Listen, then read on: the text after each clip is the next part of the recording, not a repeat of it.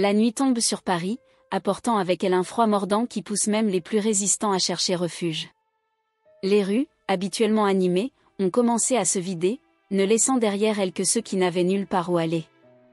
Parmi eux se trouvait Jean, un homme d'âge moyen dont le visage marqué par le temps et les épreuves racontait une histoire de lutte et de survie. Jean il marchait lentement, le corps courbé non seulement par le poids des années, mais aussi par l'épuisement d'une énième journée difficile. Ses yeux, bien que fatigués, restaient alertes, scrutant les trottoirs et les ruelles à la recherche de tout ce qui pouvait être utile ou vendu. C'est ainsi qu'il a survécu pendant des années, récupérant ce que d'autres jetaient, trouvant des trésors là où beaucoup ne voyaient que des déchets. Alors qu'il s'approchait d'une rangée de poubelles dans une rue étroite et faiblement éclairée, Jean entendit un bruit qui le fit s'arrêter brusquement. Au début, il pensa que c'était juste le vent ou peut-être un chat errant. Mais à mesure qu'il se rapprochait, le son devenait plus clair, c'était le cri faible, presque inaudible, d'un bébé. « Mon Dieu !» s'exclama Jean, le cœur battant. Il se précipita vers les poubelles, ses mains tremblantes écartant les sacs en plastique et les cartons. Et là, enveloppé dans des linges sales et partiellement recouverts de vieux journaux, se trouvait un nouveau-né. Jean il resta figé pendant un moment, incapable de croire ce qu'il voyait. Le bébé, sentant la présence de quelqu'un, ouvrit les yeux et regarda Jean directement, ses cris se transformant en petits sanglots. « Comment quelqu'un a-t-il pu faire ça ?» murmura Jean en prenant soigneusement le bébé dans ses bras. L'enfant avait froid, sa peau pâle contrastant avec le rouge de son visage qui pleurait. Sans hésiter, Jean ôta son vieux manteau déchiré et enveloppa le bébé dedans. « Ne t'inquiète pas, petit, je vais m'occuper de toi, » murmura-t-il, la voix rauque d'émotion. À ce moment-là, Jean savait que sa vie avait changé pour toujours. Lui, qui pouvait à peine prendre soin de lui-même, avait désormais une vie innocente entre ses mains. L'idée de laisser le bébé là-bas ou de le remettre aux autorités ne lui a même pas traversé l'esprit. Dans son cœur, il savait qu'il était destiné à retrouver cet enfant, et qu'il était désormais de sa responsabilité de la protéger. « Allez, petit, on va te trouver un endroit chaud, » dit Jean en installant le bébé dans ses bras. Il regarda autour de lui, essayant de décider où aller. Leur abri habituel, un interstice entre deux bâtiments, n'était certainement pas adapté à un nouveau-né. En marchant dans les rues sombres, Jean commença à faire des projets. Il connaissait une église voisine où il recevait parfois de l'aide. Peut-être que le prêtre pourrait fournir du lait et des vêtements propres au bébé. Et il y avait une vieille dame, Madame Dubois, qui lui donnait parfois des restes de nourriture. Elle avait un bon cœur et avait peut-être quelques conseils sur la façon de prendre soin d'un bébé. « Tu sais quoi, petit ?» dit doucement Jean au bébé qui était désormais tranquille dans ses bras. « Je pense que nous avons tous les deux été sauvés ce soir. Vous m'avez donné un but et je promets que je ferai de mon mieux pour prendre soin de vous. » En se dirigeant vers l'église, Jean ressentait un mélange de peur et de détermination. Il savait que les jours à venir seraient difficiles, peut-être les plus durs de sa vie. Mais en regardant le petit visage endormi dans ses bras, il ressentit quelque chose qu'il n'avait pas ressenti depuis longtemps, l'espoir. « Nous y ferons face ensemble, petit », murmura Jean en pressant doucement le bébé contre sa poitrine. « Toi et moi contre le monde. Et je te promets que tant que je vivrai, tu ne seras plus jamais seul. » Avec ces mots, Jean poursuit son voyage dans la nuit parisienne, emportant avec lui non seulement un bébé, mais une nouvelle raison de vivre. Cette rencontre inattendue, lors de cette froide nuit d'hiver, marqua le début d'un voyage qui allait changer à jamais non seulement la vie de Jean, mais aussi le sort de la petite vie qu'il protégeait désormais. Les premiers jours après que Jean a trouvé le bébé ont été un tourbillon d'émotions et de défis. Il nomme le petit Jules, en l'honneur d'un ami d'enfance qu'il a toujours soutenu dans les moments difficiles. Jean elle se rend vite compte que s'occuper d'un nouveau-né dans les rues de Paris est une tâche presque impossible. Pourtant, sa détermination était inébranlable. Il a commencé à chercher de l'aide partout où il le pouvait, s'étonnant de la générosité qu'il trouvait. « Madame Dubois, j'ai besoin de votre aide, » dit Jean, debout devant la porte arrière de la boulangerie où travaillait la dame. Ses yeux étaient fatigués mais pleins d'espoir. La vieille dame regarda le bébé dans les bras de Jean et s'écria « Mon Dieu !»« Jean, qu'as-tu fait ?» Jean a rapidement expliqué la situation. Madame Dubois, bien que d'abord choquée, fut bientôt émue par cette histoire. « Attends ici, dit-elle en disparaissant dans la boulangerie. Quelques minutes plus tard, il revint avec un sac rempli de pain et une petite bouteille de lait. Ce n'est pas grand-chose, mais ça devrait t'aider, dit-elle en tendant le sac à Jean. Revenez demain, je verrai ce que je peux faire d'autre. C'était juste le début. Petit à petit, Jean s'est construit un improbable réseau de soutien. Le curé de l'église locale, le père Martin, a offert des vêtements et des couches. Un groupe d'étudiants, après avoir entendu l'histoire, a organisé une collecte d'articles pour bébés. Jean, tu es fou, dit Marcel, un autre SDF, lorsque Jean lui parle de Jules. Comment comptez-vous élever un enfant vivant ainsi? Jean il regarda Jules qui dormait paisiblement dans ses bras. Je ne sais pas comment, Marcel. Je sais juste que je dois essayer. Marcel secoua la tête, mais le lendemain il apparut avec une couverture vieille mais propre. Pour le petit, dit-il en évitant le regard de Jean. Les jours se sont transformés en semaines et les semaines en mois. Jean a appris à changer les couches, à préparer les biberons et à calmer Jules lors des nuits froides. Il a trouvé des endroits sûrs pour dormir, privilégiant toujours le confort et la sécurité de Jules. Une nuit particulièrement difficile, où Jules ne pouvait s'empêcher de pleurer, Jean se sentit au bord du désespoir. « S'il te plaît, petit, de quoi as-tu besoin ?» supplia-t-il en faisant les 100 pas dans une ruelle sombre. C'est alors que Sophie, une jeune infirmière qui passait par là, entendit les pleurs. Elle s'approcha prudemment. « Avez-vous besoin d'aide ?» a-t-il demandé. Jean, normalement méfiant envers les étrangers, vit la sincérité dans les yeux de Sophie et hocha la tête. Elle examine rapidement Jules et diagnostique de simples coliques. Avec des mouvements doux, elle a montré à Jean comment masser le ventre du bébé pour soulager la douleur. « Tu fais du bon travail », dit Sophie à Jean avant de partir. « Si tu as encore besoin d'aide, je serai à l'hôpital Saint-Antoine les mardis et jeudis. » À partir de ce jour, Sophie devient une alliée précieuse, offrant des conseils médicaux et parfois du matériel. À mesure que Jules grandissait, les défis changeaient. Jean a dû apprendre à équilibrer la recherche de ressources avec les soins constants qu'exige un bébé. Il découvre des parcs où il peut emmener Jules bronzer, des bibliothèques où ils peuvent s'abriter les jours de pluie et des centres communautaires qui offrent des repas gratuits. « Regarde, Jules », disait Jean en montrant au bébé les lumières de la tour Eiffel au loin. « Un jour, je t'y emmènerai.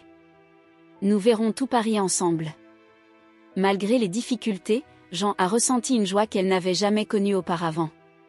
Chaque sourire de Jules, chaque nouvelle réalisation, sa première dent, son premier mot prononcé était une victoire partagée. Un an s'est écoulé depuis cette nuit fatidique.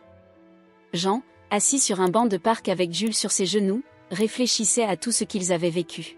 « Joyeux anniversaire, mon petit », murmura-t-il en embrassant le front de Jules. « Merci de m'avoir donné une nouvelle vie. » Jules sourit, les yeux brillants d'amour et de confiance absolue. À ce moment-là, Jean savait que peu importe ce que l'avenir leur réservait, ils y feraient face ensemble. Ce nouveau départ, bien que semé d'embûches, était le cadeau le plus précieux que Jean ait jamais reçu. Le temps passe vite et Jules grandit sous la garde vigilante de Jean. Les rues de Paris, avec leurs dangers et leurs opportunités, sont devenues le foyer et l'école du garçon. Jean, déterminé à donner à Jules le meilleur de ses moyens, affrontait chaque jour un mélange d'amour et d'inquiétude. « Jules, viens ici », appela Jean un matin, alors que le garçon avait environ 5 ans. Jules accourut vers lui, les yeux brillants de curiosité. « Aujourd'hui, nous allons apprendre quelque chose d'important. » Jean a emmené Jules se promener, s'arrêtant devant une vitrine de magasin. « Vous voyez ces gens à l'intérieur, en train d'acheter des choses ?» Jules hocha la tête. « Eh bien, nous ne pouvons pas faire ça.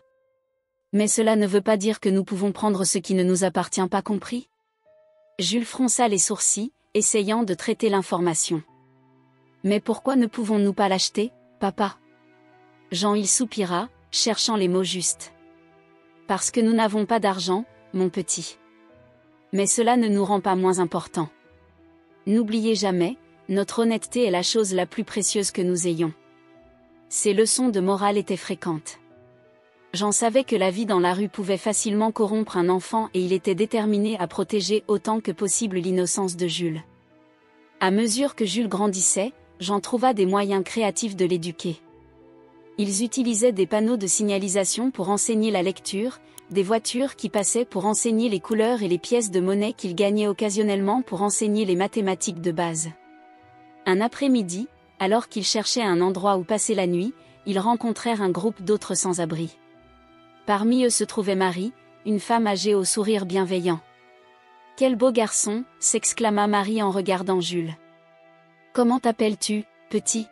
« Jules », répondit timidement le garçon en se cachant derrière les jambes de Jean.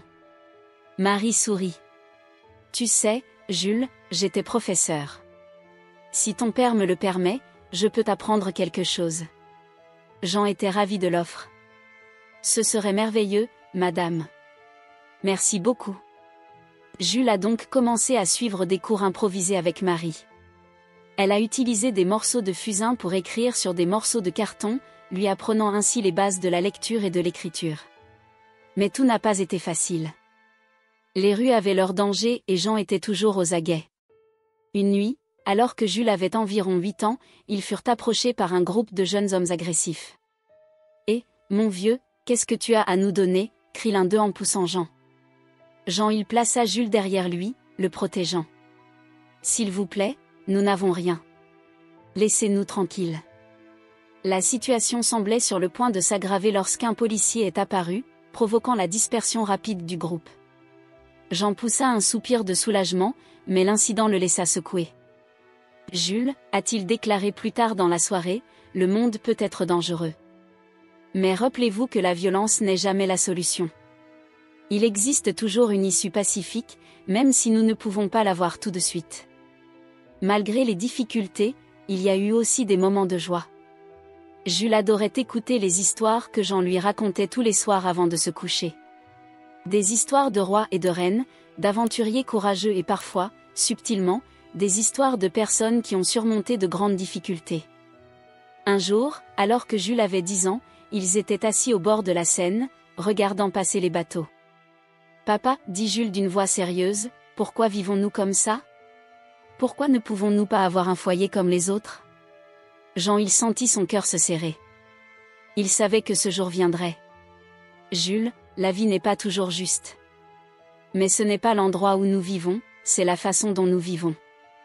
Nous sommes honnêtes, nous prenons soin les uns des autres, et cela nous rend riches d'une manière que beaucoup de gens ne comprennent pas. » Jules resta silencieux un instant, puis sourit et serra Jean dans ses bras. « Je t'aime, papa. Je n'ai besoin de rien d'autre que toi. » Jean il serra son fils dans ses bras, les larmes aux yeux. Il savait que l'avenir était incertain et que les défis persisteraient. Mais à ce moment-là, il sentit que, d'une manière ou d'une autre, il faisait la bonne chose. La nuit tomba sur Paris, et père et fils retournèrent à leur abri de fortune, main dans la main, affrontant ensemble ce que le destin leur réservait. Le jour où Jules a découvert sa passion pour la musique a commencé comme les autres. Lui et Jean fouillaient dans un dépotoir, à la recherche d'objets qui pourraient être utiles ou à vendre, quand Jules remarqua quelque chose d'étrange penché dans un coin. « Papa, regarde !» s'exclama Jules en courant vers l'objet. C'était une vieille guitare, avec quelques cordes manquantes et le bois rayé, mais toujours intact. Jean examinait l'instrument. On dirait que quelqu'un n'en voulait plus, petit. « Tu veux l'emporter avec nous ?» Les yeux de Jules pétillaient d'excitation. « Je peux vraiment ?» Dans les jours qui suivirent, Jules emporta la guitare partout. Il pinça les cordes restantes, fasciné par les sons qu'elle produisait, même désaccordés. Un jour, alors qu'ils étaient assis sur une place, un homme s'est approché d'eux. Il s'agissait d'Étienne, un musicien de rue bien connu dans le quartier.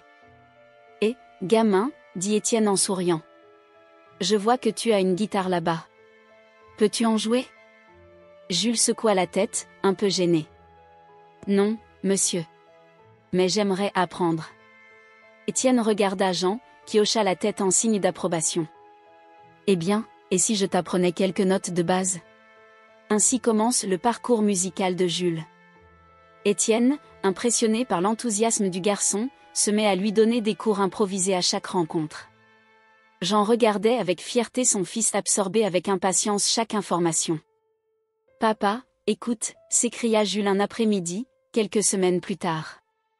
Il a joué une mélodie simple mais reconnaissable. C'était « Frère Jacques ». Jean applaudit, excité. Magnifique, Jules. Tu as un vrai talent. Au fil du temps, les compétences de Jules se sont rapidement améliorées. Il pratiquait sans cesse, souvent jusqu'à ce que ses doigts soient douloureux. Jean a pu échanger quelques faveurs pour obtenir de nouvelles cordes pour sa guitare, voyant à quel point cela comptait pour son fils. Un jour, alors qu'il jouait dans un parc, Jules attira l'attention d'un petit groupe de personnes. Une femme âgée s'est approchée et a déposé quelques pièces de monnaie aux pieds du garçon. « Merci, madame », dit Jules surpris et reconnaissant. La nouvelle selon laquelle un jeune homme talentueux jouait dans la rue s'est rapidement répandue. Bientôt, Jules eut un public régulier et les gens commencèrent à le reconnaître. « Écoute, papa », dit un soir Jules en comptant les pièces qu'il avait reçues. « Nous pouvons acheter un dîner chaud aujourd'hui. » Jean il ressentait un mélange de fierté et d'inquiétude. Il était heureux de voir son fils trouver quelque chose qu'il aimait, mais il craignait également que cela n'attire une mauvaise attention. « Jules, dit-il sérieusement, je suis très fier de toi. Mais souviens-toi, nous devons être prudents. Tout le monde dans la rue n'est pas gentil. » Jules hocha la tête, comprenant l'inquiétude de son père. « Je sais, papa. Je ferai attention, je le promets. » À mesure que les compétences de Jules grandissaient, sa confiance en elle grandissait également. Il commence à composer ses propres chansons, inspirées de ses expériences dans les rues de Paris. Un après-midi, alors qu'il jouait une de ses compositions originales, un homme bien habillé s'arrêta pour écouter. Il resta plusieurs minutes, visiblement impressionné. « Jeune homme, » dit l'homme en s'approchant après que Jules eut fini de jouer. « Je m'appelle François Martin. Je suis producteur de musique. Vous avez un talent extraordinaire. » Jules regarda Jean, ne sachant pas comment réagir. Jean s'approcha, posant une main protectrice sur l'épaule de son fils. François poursuit, « J'aimerais vous offrir une opportunité. Et si nous enregistrions certaines de vos chansons dans un studio professionnel ?» Le cœur de Jules battait à tout rompre, mais il attendait la réaction de Jean. Jean, à son tour, ressentait un mélange d'émotions. Il savait que c'était peut-être l'occasion que Jules méritait, mais il craignait aussi l'inconnu. « Monsieur, » dit prudemment Jean, « j'apprécie votre offre. Mais comprenez, Jules est tout ce que j'ai. Comment puis-je être sûr de vos intentions ?» François sourit avec compréhension. « Bien sûr, je comprends votre inquiétude. Et si nous nous rencontrions demain ? Je peux apporter quelques documents et informations sur mon entreprise. Vous pourrez prendre votre décision après avoir tout réfléchi. » Jean il regarda Jules, voyant l'espoir dans ses yeux. « Très bien, dit-il finalement. Nous nous reverrons demain. » Tandis que François s'éloignait, Jules serra Jean dans ses bras, ayant du mal à contenir son excitation. « Papa, tu penses que ça pourrait être réel ?» Jean il serra son fils dans ses bras, un mélange de fierté et d'appréhension dans le cœur.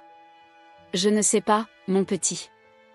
Mais quoi qu'il en soit, nous l'affronterons ensemble. » Cette nuit-là, alors qu'ils se préparaient à dormir dans leur abri de fortune, Jean regarda Jules serrer sa guitare dans ses bras, un sourire rêveur aux lèvres. Il savait que peu importe ce qui se passerait le lendemain, leur vie était sur le point de changer à jamais. Le jour s'est levé avec un mélange d'inquiétude et d'espoir pour Jean et Jules. Ils se sont rendus au lieu convenu pour rencontrer François Martin, le producteur de musique qui s'était montré intéressé par le talent de Jules. « Souviens-toi, Jules, dit Jean tandis qu'il marchait, peu importe ce qui arrive aujourd'hui, je suis fier de toi. » Arrivés au café où les attendait François, ils furent accueillis avec un sourire chaleureux. « Ah, vous êtes là. Veuillez vous asseoir, » dit François en désignant la table. Jean il regarda autour de lui avec prudence. L'atmosphère élégante du café le faisait se sentir mal à l'aise, mais il gardait son sang-froid pour Jules. François commence à expliquer, « Comme promis, j'ai apporté quelques informations sur mon entreprise et une première proposition. » Il fit glisser un dossier sur la table. « J'aimerais offrir à Jules l'opportunité d'enregistrer quelques chansons dans un studio professionnel. Si les enregistrements réussissent, nous pourrions discuter d'un contrat plus large. » Les yeux de Jules pétillaient d'excitation, mais il attendait la réaction de Jean. Jean il examina attentivement les documents. « Et l'école de Jules ? Et où logerions-nous pendant le tournage ?» François sourit. Excellente question. Nous pouvons organiser un tuteur particulier pour Jules pendant le processus d'enregistrement. Côté logement, la société dispose d'un petit appartement pour les artistes en début de carrière. Vous pourriez y séjourner tous les deux. Jean il sentit une boule dans sa gorge. L'idée d'un toit au-dessus de leur tête, même temporaire, était tentante. Mais les années passées dans la rue lui avaient appris à être prudent. Et si ça ne marche pas, a demandé Jean. Que nous arrive-t-il? François se pencha en avant, le ton sincère. Je comprends votre inquiétude, Jean. Écoutez, je ne peux pas promettre que Jules connaîtra un succès du jour au lendemain. Le monde de la musique est imprévisible. Mais je peux vous promettre que quel que soit le résultat, vous ne serez pas laissé à la rue. Au minimum, tu auras un logement tout au long du processus et un peu d'argent pour le travail de Jules. Jules, qui était resté silencieux jusque-là, a dit « Papa, s'il te plaît. Je veux essayer. Je te promets que j'essaierai très fort. » Jean il regarda son fils dans les yeux, voyant la détermination et l'espoir. Il savait que malgré ses craintes, il ne pouvait pas refuser cette opportunité à Jules.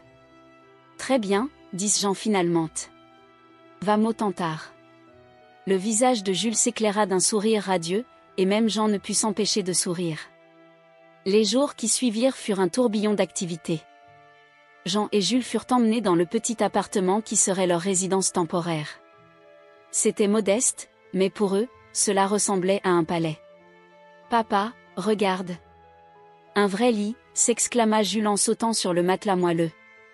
Jean il sourit, ravi de voir la joie de son fils. Mais une partie de lui ressentait encore de l'appréhension, craignant que tout cela puisse disparaître à tout moment. Les sessions d'enregistrement commencent et Jules se révèle être un étudiant dévoué. Il a absorbé tous les conseils des professionnels du studio, pratiquant sans relâche. Un soir, après une longue journée d'enregistrement, Jules retrouve Jean assis sur le petit balcon de l'appartement, regardant les lumières de Paris. « Papa, dit doucement Jules, tu es heureux ?»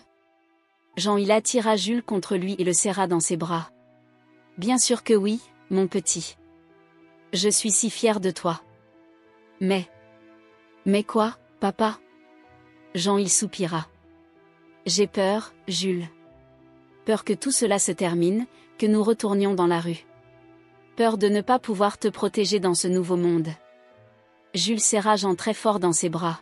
« N'aie pas peur, papa. Quoi qu'il arrive, nous serons toujours l'un pour l'autre. Tu m'as appris à être fort, tu te souviens ?» Jean il sentit les larmes lui monter aux yeux. « Tu as raison, mon fils. Tu as raison. » Dans les semaines qui suivirent, les enregistrements avancèrent bien. François était de plus en plus enthousiasmé par le potentiel de Jules. Finalement, le jour est venu où les premières chansons étaient prêtes à être entendues. Jean, Jules et François réunis dans le studio. Lorsque la musique commença, Jean sentit son cœur se remplir d'émotion. La voix de Jules, accompagnée de la guitare, était pure et authentique, portant en elle toutes les expériences qu'ils avaient vécues dans la rue. François, les larmes aux yeux, se tourna vers eux. « C'est, dit-il, le début de quelque chose d'extraordinaire. » Jean il serra Jules dans ses bras, sentant, pour la première fois depuis longtemps, que peut-être, juste peut-être, l'avenir pourrait être radieux. Les mois qui suivirent l'enregistrement des premières chansons de Jules furent une montagne russe d'émotions et d'expériences. L'industrie musicale française, toujours à la recherche de nouveaux talents authentiques, accueille Jules avec enthousiasme. Sa première chanson, « Les rues de mon cœur », est diffusée à la radio locale et attire rapidement l'attention du public. La voix unique de Jules, combinée aux paroles qui parlent de sa vie dans la rue, ont touché le cœur des auditeurs. « Papa, j'entends ma voix à la radio », s'est exclamé un matin Jules en sautant d'excitation dans le petit appartement qu'il partageait encore. Jean, bien qu'heureux, il ne se sentait toujours pas à sa place dans ce nouveau monde. « C'est magnifique, mon fils, dit-il en souriant timidement. » À mesure que la popularité de Jules grandissait, les opportunités se multipliaient. Des invitations à des émissions, des interviews et même des apparitions à la télévision ont commencé à apparaître. François, toujours présent, a aidé à naviguer sur ce nouveau territoire. Jules, a déclaré François lors d'une réunion, une grande maison de disques est intéressée à vous signer un contrat. Cela signifie plus de ressources, plus de visibilité, mais aussi plus de responsabilité. Qu'en pensez-vous? Jules regarda Jean, cherchant conseil. Jean, sentant le poids de la décision, inspira profondément. Jules, c'est ta vie, ta carrière. Que dit ton cœur? Avec un sourire déterminé, Jules répondit, je veux faire ça, papa. Je veux que notre musique soit entendue par tout le monde. Avec la signature du nouveau contrat, la vie de Jules et Jean change radicalement. Ils ont emménagé dans un appartement plus grand au cœur de Paris, un luxe qu'ils n'auraient jamais imaginé avoir. Un après-midi, alors qu'ils déballaient leurs quelques affaires dans leur nouvelle maison, Jules trouva la vieille guitare qui avait tout déclenché. « Écoute, papa, dit-il en tenant affectueusement l'instrument. Je n'oublierai jamais d'où nous venons. » Jean il serra son fils dans ses bras, ému. « Et c'est ce qui rend ta musique spéciale, mon petit. » Le succès est également venu avec la stabilité financière. Pour la première fois de leur vie, ils n'ont pas eu à se soucier de leur prochain repas ni de l'endroit où ils dormiraient. Jules a insisté pour que Jean arrête de travailler. « Maintenant, c'est à mon tour de prendre soin de toi, papa, dit-il. » Mais pour Jean, la transition n'a pas été facile. Des années de lutte pour sa survie l'avaient façonné et il se sentait agité dans sa nouvelle vie de confort. Un soir, après le spectacle à succès de Jules, Jean le retrouve sur le balcon de l'appartement, face à la ville illuminée. « À quoi penses-tu, Jules ?» a demandé Jean. Jules sourit, les yeux brillants. « Je réfléchis à la façon dont nous pouvons aider d'autres personnes qui sont dans la rue, comme nous l'étions. » Jean il ressentit un élan de fierté. « C'est une merveilleuse idée, mon fils. » Ensemble, ils ont commencé à créer une fondation pour aider les sans-abri, en particulier les enfants, à trouver des opportunités grâce à la musique et à l'éducation. Alors que la carrière de Jules décollait, avec des concerts à guichets fermés et des albums en tête des charts, il n'a jamais oublié ses racines. Dans chaque interview, dans chaque représentation, il parlait de son parcours et de Jean, l'homme qui avait tout sacrifié pour l'élever. Un jour, après un concert particulièrement émouvant, un journaliste demande à Jules, « Selon vous, quel est le secret de votre succès ?» Jules a regardé Jean, qui était dans les coulisses, et a répondu, les larmes aux yeux, l'amour inconditionnel de mon père et les leçons que j'ai apprises dans les rues de Paris. Ils m'ont appris que la vraie richesse est dans le cœur, pas dans la poche. Le public applaudit avec émotion et Jean, qui regardait de loin, sentit son cœur déborder d'amour et de fierté. Ce soir-là, de retour à l'appartement, Jules et Jean étaient assis sur le porche, comme ils le faisaient dans la rue, il y a des années. « Papa, dit doucement Jules, sommes-nous heureux maintenant ?» Jean il sourit en serrant son fils dans ses bras. « Oui, mon petit. Nous sommes très heureux. Mais tu sais quoi? Nous l'avons toujours été, parce que nous avons toujours été l'un pour l'autre. » Ainsi, sous les lumières de Paris, père et fils réfléchissent à leur parcours extraordinaire, reconnaissant pour chaque instant, chaque défi et chaque victoire qui les ont amenés ici. La renommée de Jules avait atteint des sommets inimaginables. Son dernier album, Écho de la rue, a non seulement dominé les charts français, mais a également acquis une reconnaissance internationale. Cela a entraîné un intérêt croissant pour son histoire personnelle. Un jour, François lui fait une proposition intrigante. « Jules, la plus grande chaîne de télévision du pays veut faire une interview spéciale sur ta vie. Ils veulent que tu racontes toute ton histoire, depuis le début. » Jules hésita. Bien qu'il ait toujours parlé ouvertement de son passé dans la rue, il n'a jamais abordé publiquement les détails. Il regarda Jean, cherchant conseil. « C'est à vous de raconter, mon fils, dit doucement Jean. Vous seul pouvez décider combien vous souhaitez partager. » Après mûre réflexion, Jules décide d'accepter. « Peut-être que notre histoire peut en inspirer d'autres, a-t-il déclaré. Le soir de l'entretien arriva. Le studio était plein à craquer et des millions de personnes regardaient depuis chez eux. Jules, assis à côté de Jean, commença à raconter son voyage. « Tout a commencé par une froide nuit d'hiver, a commencé Jules. Je n'étais qu'un bébé, abandonné dans une benne à ordures. C'est à ce moment-là que cet homme incroyable m'a trouvé. » Il serra la main de Jean qui avait les larmes aux yeux. Tandis que Jules racontait son histoire, le public était visiblement ému. Il a parlé des difficultés, des leçons apprises et de l'amour inconditionnel qui l'a soutenu. Lorsque l'intervieweur lui a posé des questions sur ses parents biologiques, Jules a répondu honnêtement, « Je ne les ai jamais rencontrés. Mais j'ai trouvé le meilleur père qu'on puisse demander. » C'est à ce moment-là que quelque chose d'inattendu s'est produit. Une femme dans le public s'est levée, tremblante et pleurant. « Jules, dit-elle, la voix brisée. Je suis ta mère. » Le studio était silencieux. Jules et Jean regardèrent la femme, choqués. La femme, qui se présenta comme Marie, se mit à parler entre des sanglots. « J'étais très jeune, effrayée et seule. J'ai commis la pire erreur de ma vie cette nuit-là. J'ai passé des années à le regretter, à essayer de te retrouver. » Jules se figea, une tempête d'émotions traversant son visage. Jean, à son tour, éprouvait un mélange de compassion et d'appréhension.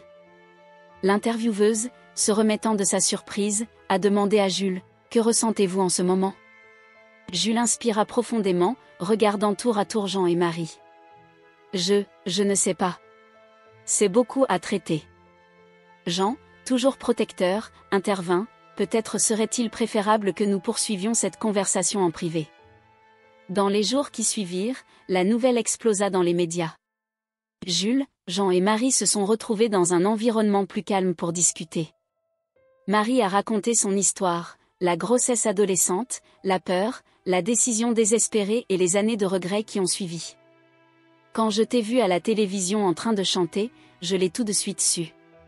Tu as les yeux de ton père biologique. » Jules écoutait en silence, tout en tenant la main de Jean. Quand Marie eut fini, il parla doucement, « Je comprends que tu étais dans une situation difficile. Je ne peux pas dire que je ne ressens pas de douleur en pensant à ce qui s'est passé, mais je ne peux pas non plus nier que ta décision m'a conduit vers le meilleur père. J'aurais pu. » Jean, les larmes aux yeux, serra Jules dans ses bras. « Tu seras toujours mon fils, quoi qu'il arrive. » Marie hocha la tête, comprenant. « Je ne suis venue remplacer personne.